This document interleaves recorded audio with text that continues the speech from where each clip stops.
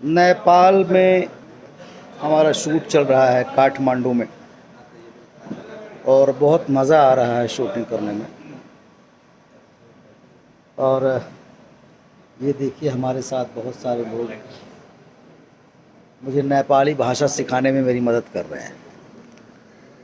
हमारे कलेक्टर साहब जो कि बहुत जल्दी विधायक का चुनाव लड़ने वाले हैं रियल में, ये हमारे टेक्निकल डायरेक्टर साहब, हमारे चीफ एसोसिएट, हमारे एडी और बड़े सारे लोग हैं। और बड़ा मज़ा आ रहा है काम करने का। लगभग 5-6 साल के बाद पवन सिंह जी के साथ मैं काम कर रहा हूँ। बड़ा मज़ा आ रहा है।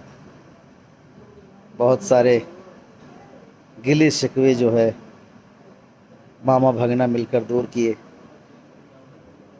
और क्या होता है ना कि जब मनभेद नहीं होता है, सिर्फ मतभेद होता है, तो कोई नाराज़गी नहीं रहती है।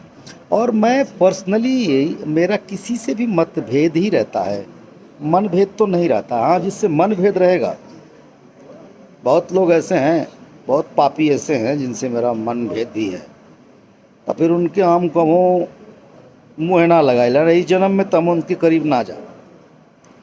कहें से कि वो लोग जौन होला जैसे हमार मन भेद हो, वो सांप हो, वो कब मार सकेला डंक।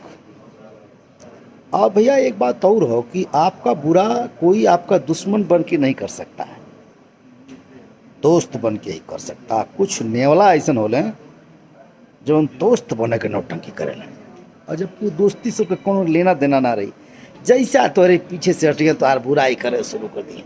खैर, मैं तो शिव भक्त हूँ और बाबा भोले की पूजा पाठ में धीरे धीरे अपनी बुराइयां ही ख़त्म कर रहा हूँ। दुनिया का सबसे बुरा इंसान कोई है तो मैं हूँ, और अपने को ही मुझे अच्छा बनाना है। आपने कैसे पहचान लिया खुद को? और ये देखिए, ये मेरे मैंने बोला दर्शकों को कि मैं अपने भगिना से इतने साल के बाद मिला, काम किया, और कोई गिला शिकवा नहीं रहा। उसकी वजह ये थी कि हम लोगों में मनभेद था ही नहीं, सिर्फ मतभेद था।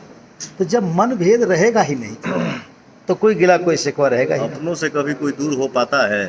क्या बात हो है। पाया है कि होगा? कभी नहीं। जय हो। और इतना मज़ा आ रहा है काम करने में भगिना, लव यू।